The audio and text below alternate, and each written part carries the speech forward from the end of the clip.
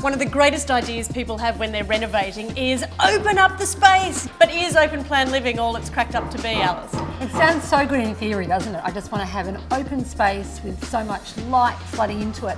But in reality, I think you have to be really clever about how you sort of carve up that space. And I think zoning is really important, you know, particularly for properties that might be family houses.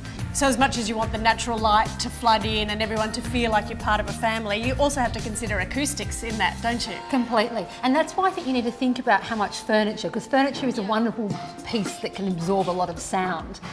And I guess ways of doing that, of course, are rugs, and they're a great way to also section off an area and actually create a zone like the lounge room that we've got here. Yep. And I think, you know, in past block seasons in the Gatwick, I remember Courtney and Hans had that huge space to fill. I remember they zoned it up in quite clever ways, and I think that's a really interesting way of doing that.